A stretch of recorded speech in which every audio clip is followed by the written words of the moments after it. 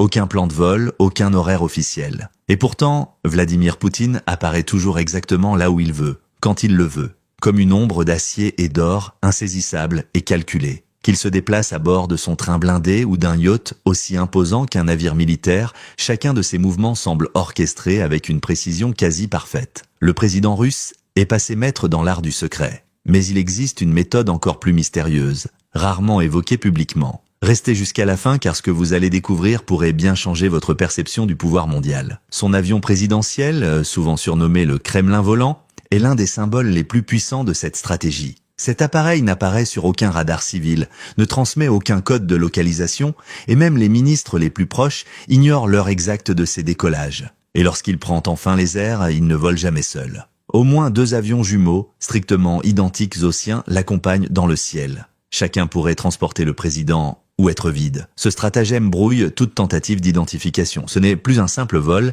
mais une manœuvre aérienne camouflée en déplacement officiel. Bienvenue à bord du Kremlin volant. L'appareil principal, un Ilyushin IL-96 300 PU, a été spécialement conçu pour le chef du Kremlin par les géants russes de l'aéronautique. Le coût de cette version personnalisée est estimé à près de 500 millions de dollars. Mais ce luxe apparent n'est qu'une façade. Derrière le cuir italien, les panneaux en acajou et la salle de réunion bordée d'or, se cache un centre de commandement volant, capable de résister à toute crise en altitude à 35 000 pieds, soit environ 10 600 mètres. Discrètement intégré dans le cockpit, un système de défense laser protège l'appareil contre les menaces aériennes.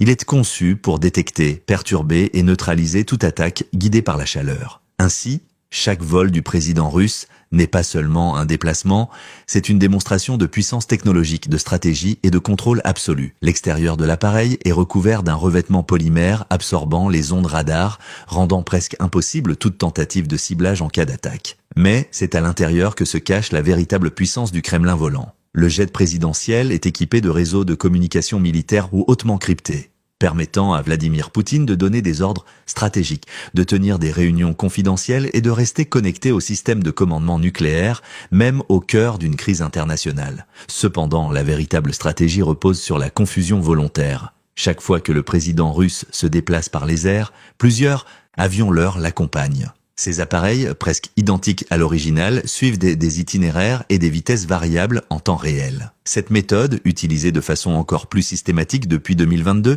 vise à déjouer les tentatives de traçage des services de renseignement étrangers. En pratique, lorsque Poutine prend l'avion, personne ne peut savoir quel signal radar correspond à son appareil réel, ni même si l'avion présidentiel a atterri. C'est une guerre d'ombre dans le ciel. Les médias occidentaux aiment de comparer cet appareil à Air Force One, mais la comparaison s'arrête là. Ici, il n'y a ni journaliste, ni caméra, ni conférence de presse. Pas de cabine média, seulement le silence, la sécurité et l'acier. Le Kremlin volant n'a pas été conçu pour être vu, mais pour disparaître. Et si vous pensez que cet avion représente le sommet de la flotte présidentielle russe, détrompez-vous. Car le prochain engin de cette armée aérienne secrète ne vole pas à 35 000 pieds. Il évolue à basse altitude, échappe au radar et peut se poser sans laisser la moindre trace. Restez attentifs, car ce qui arrive maintenant n'a ni aile ni bruit. Il se déplace avec la précision d'un projectile furtif et s'efface avant même qu'on ait le temps de comprendre ce qui vient de passer. Alors, à votre avis, cette flotte symbolise-t-elle la vitesse ou bien l'invisibilité absolue? Une flotte d'hélicoptères, la réponse mobile, rapide et discrète. Lorsqu'il s'agit d'éviter l'attention du public, de se poser dans des zones isolées ou de parcourir des centaines de kilomètres sans emprunter la route, Vladimir Poutine ne mise pas uniquement sur des jets de luxe. Il s'appuie sur des appareils conçus pour se rendre invisibles aux observateurs. Au cœur de cette capacité se trouve sa flotte d'hélicoptères tactiques. La pièce maîtresse en est le Mi-8 MTPR-1, une variante optimisée pour le combat du célèbre hélicoptère polyvalent russe. Contrairement au Me-8 standard, dont le prix de départ est d'environ 15 millions de dollars, le MTPR-1 est un véritable système de guerre électronique volant. Il embarque des équipements de brouillage puissants capables d'affaiblir les radars ennemis, de perturber les dispositifs de défense antiaérienne et d'interférer avec des liaisons satellitaires. Après les aménagements correspondant aux exigences présidentielles, chaque exemplaire voit son coût grimper. On estime désormais la valeur unitaire entre 25 et 30 millions de dollars. Selon la configuration, un niveau comparable à celui de nombreux jets privés intermédiaires construits par Bombardier ou Dassault. À l'intérieur, le contraste entre la capacité opérationnelle et le confort présidentiel est saisissant. Les cabines sont renforcées par des protections en Kevlar mais finies avec des sièges en cuir italien et des éléments de mobilier métal poli. Des téléphones satellitaires chiffrés offrent une liaison directe vers les canaux de commandement militaire, tandis que des panneaux de contrôle à accès biométrique restreignent l'entrée au personnel déjà validé. Sur certains appareils, des systèmes d'oxygène embarqués et des écrans de protection contre les radiations témoignent d'une préparation bien au-delà des normes civiles. Mais la technologie n'est que la moitié de l'équation. L'efficacité tient surtout à la façon dont ces hélicoptères des Silutana sont employés. Quand Poutine se déplace, il évite la prévisibilité. Plusieurs Mi-8 décollent simultanément, chacun suivant des trajectoires différentes, sans liste de passagers publiquement confirmés. Certains atterrissent sur l'héliport du Kremlin. D'autres se posent dans des domaines privés densément boisés. L'un peut rester en vol en cercle pendant des heures avant de se poser sur une piste navale.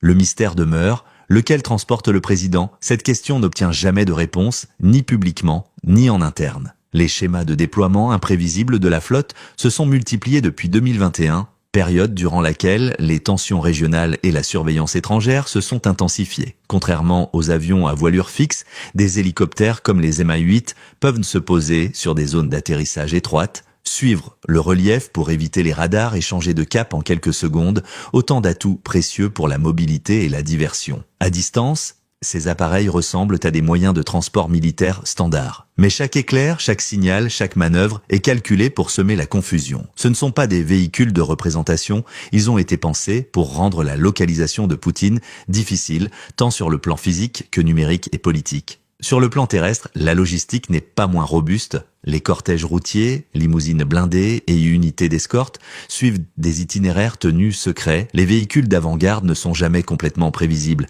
Et la voiture que le président emprunte n'est pas seulement blindée. Elle a été conçue pour résister aux conditions de combat. Au centre de cette escorte figure l'Orus Sinar, la réponse russe au Bentley Mulsanne ou au Mercedes Maybach CT-600 Guard, mais construite selon les spécifications du Kremlin et modelée par des impératifs de sécurité extrême. Chaque limousine Horus Senatel 700 est un bloc moteur V12 6,6L massif, pesant plus de 7 tonnes, développé sur mesure par NAMI, l'Institut central de recherche automobile de Russie. À l'extérieur, l'allure demeure celle d'un véhicule d'apparat étatique. Mais sous cette carrosserie se cache un véritable bunker mobile. Rien que la porte pèse l'équivalent d'une porte de Boeing 757. Chaque panneau est doublé d'un blindage homologué VR10 capable d'arrêter des projectiles perforants et de permettre à l'habitacle de survivre à des détonations en bord de route. Le châssis est renforcé pour résister aux engins explosifs enfouis.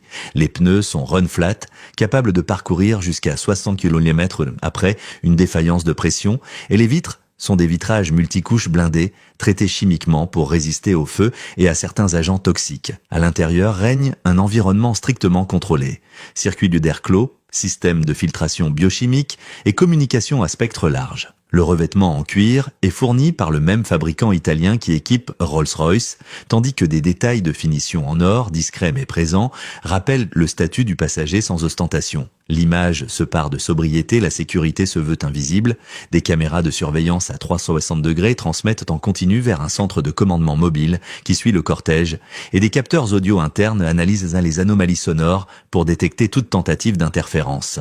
Le véhicule n'opère jamais isolé. Le convoi terrestre comprend de nombreux véhicules de couverture, des Mercedes G-Wagon blindés et des voitures d'appui équipées de systèmes de brouillage électronique ainsi que des équipes tactiques. Des véhicules de déminage et de reconnaissance avancée passent en revue les itinéraires des heures à l'avance, à la recherche d'engins improvisés, IED ou de signaux suspects. Parfois, une ambulance mobile suit de près le convoi, conçu pour se fondre dans la masse et n'être identifiable qu'en cas d'alerte. Au point sensible, des tireurs d'élite sont positionnés en hauteur, dissimulés sous l'apparence d'agents d'entretien ou de techniciens télécoms, assurant une couverture discrète mais permanente. Vladimir Poutine a directement participé à la conception et au test du Senat, examinant des simulations d'explosion avant d'approuver le châssis final pour un coût de développement estimé à plus de 200 millions de dollars. Chaque déplacement routier est préparé comme une opération militaire, les véhicules alliant luxe et sécurité, prêts à disparaître dès que nécessaire. La sécurité du président s'étend aussi à la mer avec des super yachts conçus pour le silence et la discrétion. Ces navires évitent les ports publics, échappent au système de suivi et sont protégés par des sociétés écrans. Le Scheherazade, yacht de 140 mètres, évalué à plus de 57 millions de dollars et construit par l'Ursen, illustre cette stratégie. Plateforme d'hélicoptères rétractable, système d'éclairage et audio intégré, coque en acier militaire, contrôle biométrique, communication cryptée et défense anti-drone. Son moteur diesel hybride permet une navigation quasi silencieuse tandis que les ponts et cabines sont conçus pour la flexibilité et la protection avec des matériaux anti-écoute et des aménagements rétractables transformables en héliport ou piste de danse. Le Scheherazade n'est cependant pas un cas isolé, reflétant l'approche globale de Poutine pour combiner luxe, sécurité et invisibilité. Selon plusieurs rapports, Vladimir Poutine serait associé à au moins 2 autres yachts. Le Graceful, estimé à 100 millions de dollars, et l'Olympia, plus compacte mais tout aussi robuste. Le Graceful abriterait une salle de commandement sécurisée contre la surveillance, souvent confondue avec une salle de sport en raison de ses murs miroirs et de son sol en caoutchouc. Ces navires ne se limitent pas au luxe. Ils comprennent également des salles de réunion flottantes, capables d'accueillir des négociations de plusieurs milliards de dollars, des sommets informels ou des discussions stratégiquement isolées du monde extérieur. Un détail intrigue les observateurs, aucun des yachts associés à Poutine ne possède de piscine ouverte. Un choix de conception que plusieurs sources qualifient de délibéré. Les satellites de surveillance ne peuvent en effet pas observer l'intérieur d'un navire totalement couvert. Même les espaces de détente sont pensés pour demeurer invisibles.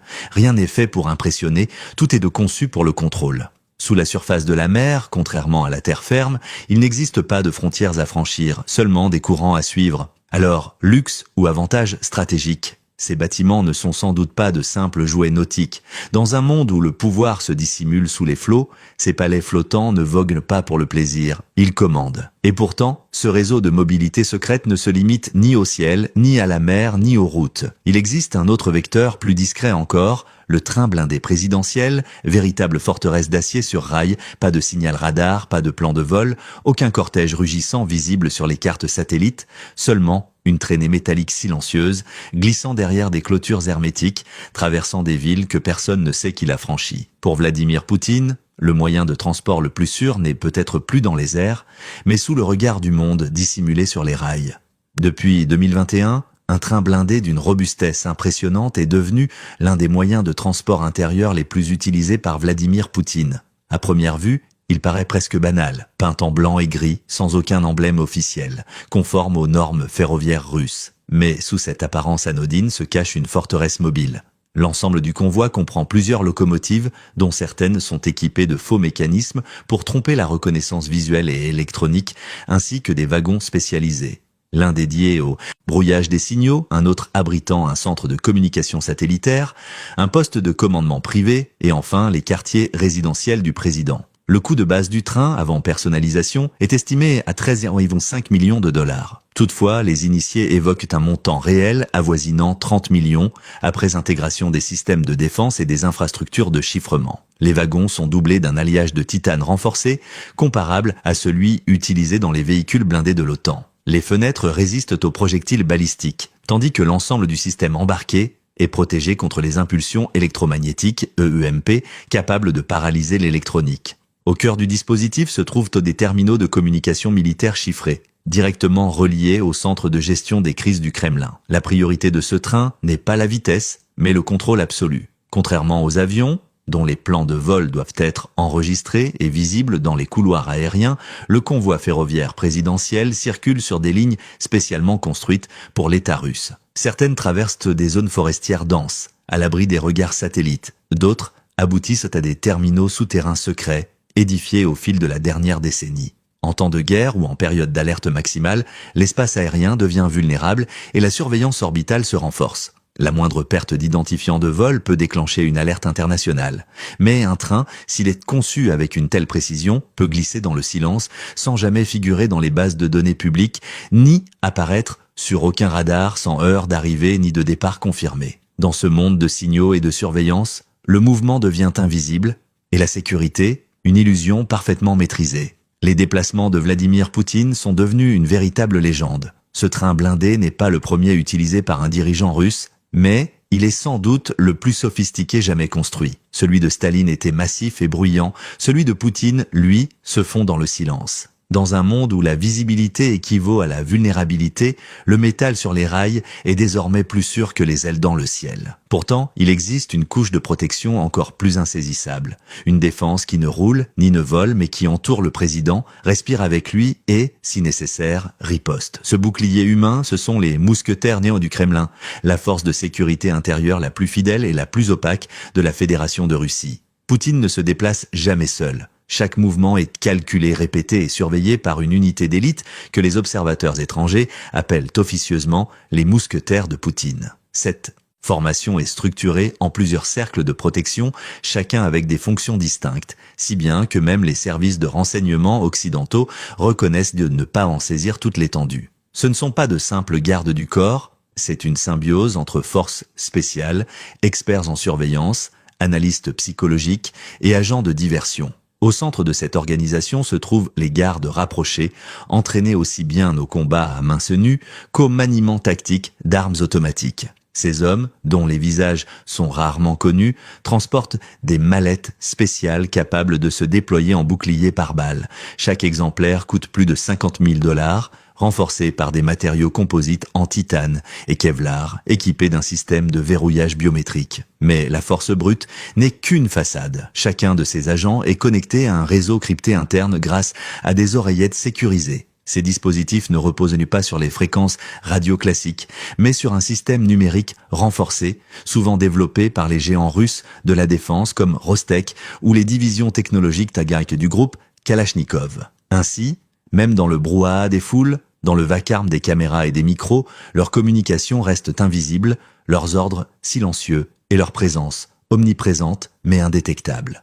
Des drones de surveillance, équipés de capteurs thermiques et acoustiques de dernière génération, survoltent la zone en permanence, balayant chaque mouvement, chaque fluctuation de chaleur, chaque son inhabituel. Les données qu'ils collectent y sont transmises en temps réel à des véhicules de commande mobile où elles sont analysées et croisées avec d'autres signaux environnementaux. Ces plateformes de contrôle rivalisent avec les technologies déployées par l'OTAN sur le terrain, chaque opération coûtant parfois plus d'1 million de $ lorsqu'elles impliquent brouilleurs de signaux, capteurs aériens et systèmes de détection de cyber-intrusion. Rien n'est laissé au hasard, pas même la nourriture. Chaque plat servi à Vladimir Poutine est soumis à un examen chimique immédiat, analysé pour détecter toxines, agents pathogènes et traces de radiation. L'itinéraire du président, lui, n'est finalisé qu'à la dernière minute. Le véhicule dans lequel il monte n'est souvent pas celui que le monde croit voir. Et oui, les doublures existent, intégrées dans le protocole officiel. Ces sosies, choisis pour leur ressemblance parfaite,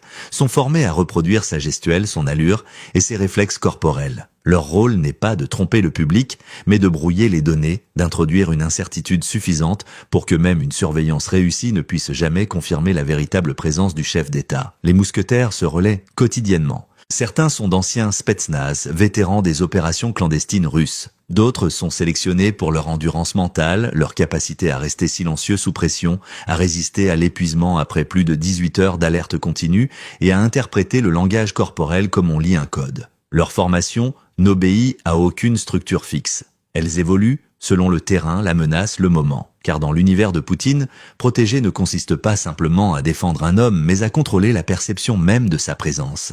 Et dans ce théâtre d'ombre, une vérité s'impose. Il n'y a rien de plus dangereux qu'un président exposé. Sauf peut-être un président dont vous croyez savoir où il se trouve. Un bouclier informationnel entoure Vladimir Poutine, dissimulant à la fois sa présence et ses intentions. Pour la plupart des dirigeants mondiaux, le danger commence au moment où ils deviennent visibles. Pour Poutine, cette visibilité n'existe tout simplement pas. Dans un champ de bataille numérique où la localisation équivaut à une condamnation, son arme la plus redoutable n'est ni un avion, ni un train, ni une garde rapprochée, mais une invisibilité méticuleusement conçue. Contrairement à ses homologues occidentaux, Poutine ne possède pas de smartphone. Il n'envoie aucun message, ne consulte aucun réseau social. Chaque interaction numérique passe par un système de communication en boucle fermée, développé et géré par une unité spéciale de cybersécurité directement rattachée au Kremlin. Ce réseau fonctionne sur des serveurs autonomes, totalement isolés d'Internet civil, protégés par des pare-feux de niveau militaire. Leur mise en place et leur maintenance exigent des dizaines de millions de $, mais garantissent un contrôle absolu sur la moindre donnée émise ou reçue. Même les ordinateurs portables utilisés par le président sont air-gapped, physiquement déconnectés de toute onde sans fil, impossible à infiltrer à distance. Cette obsession du contrôle s'étend jusqu'à son image. Les discours de Poutine, souvent perçus comme diffusés en direct, sont la plupart du temps enregistrés à l'avance. Les arrière-plans sont modifiés numériquement pour masquer les lieux et les moments précis. Les angles d'éclairage sont retravaillés, la longueur des ombres corrigée, et certaines vidéos ne sont rendues publiques qu'après plusieurs heures, voire plusieurs jours. Résultat, la chronologie elle-même devient une arme, une illusion temporelle où rien ne peut être confirmé, pas même par les services de renseignement étrangers les mieux équipés. Ni les capteurs thermiques, ni les analyses croisées de métadonnées ne parviennent à reconstruire le fil exact. Ainsi, dans le monde de Poutine, la sécurité ne consiste plus à se protéger des menaces, mais à effacer toute trace d'existence, au moment même où elle pourrait naître. Lorsque Poutine se déplace, son itinéraire n'est pas seulement dissimulé, il est volontairement fragmenté. Les cortèges se scindent et avancent en parallèle, des avions décollent depuis des bases proches, et en milieu urbain, ils quitteraient parfois un site par des galeries souterraines tandis qu'un convoi avance en surface sans passagers visibles. Au cours des 5 dernières années, au moins 2 cérémonies officielles auraient été menées par des doubles, des personnes entraînées à reproduire sa démarche, son port et l'expression tendue de son visage, qui portent des prothèses faciales et un maquillage cutané fourni par des sous-traitants de la défense et bénéficient de technologies de dissimulation biométrique similaires à celles employées dans les opérations d'espionnage diplomatique. À l'intérieur des cercles de pouvoir, même des responsables de haut rang ignorent parfois sa position exacte. Les réunions se tiennent fréquemment en visioconférence depuis des bunkers satellites sécurisés situés à des centaines de kilomètres. Les photographies officielles sont horodatées de manière décalée, les métadonnées sont effacées, et les appareils mobiles sont interdits que dans toutes les pièces qui l'occupent. L'objectif dépasse la simple invisibilité. Il s'agit de créer un vide, un silence numérique total rendant la surveillance purement théorique et irréalisable. Dans la guerre moderne, la position est un levier. Si votre adversaire ne sait pas sur quel continent vous vous trouvez, la victoire est acquise avant le premier tir. Telle est la logique qui sous-tend la mise en scène. Avions, trains, hélicoptères, limousines et yachts. Pour la plupart des gens, ces véhicules ne sont que des moyens de transport. Pour Vladimir Poutine, ils constituent une extension stratégique de son pouvoir. Chaque machine ne se contente pas de transporter. Elle véhicule un message en mouvement. Un avion présidentiel évalué à 500 millions de dollars ne transporte pas simplement un chef d'État. Il communique l'invulnérabilité. Un yacht de 57 millions de dollars ne se contente pas de naviguer. Il efface les frontières entre la visibilité et l'ombre. Dès que Poutine se déplace, le monde réagit et se réajuste. Dans sa flotte, le luxe et la défense se confondent. La limousine russe Sénat est équipée de verrous biométriques et de panneaux blindés anti-explosifs, tandis que son intérieur en cuir et plaquage bois rivalise avec celui d'une Rolls-Royce Phantom. L'hélicoptère Mi-8 MTPR dispose de technologies de brouillage radar et de systèmes de leurre, tout en offrant une cabine silencieuse et des sièges luxueux fournis par Dassault Aviation. Chaque véhicule utilisé par le président incarne ce paradoxe, suffisamment raffiné pour accueillir des diplomates, assez renforcés pour résister au feu de l'artillerie.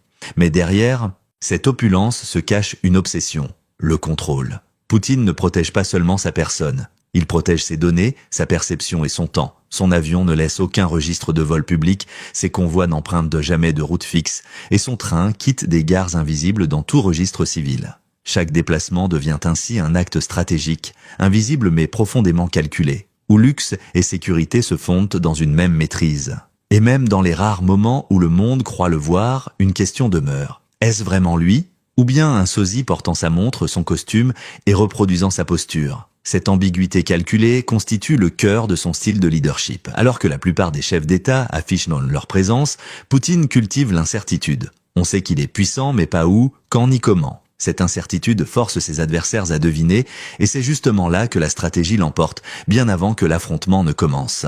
Ce qu'il a construit n'est pas seulement un système de transport, c'est une scène mobile invincible, résistante aux balles, au radar et à la surveillance.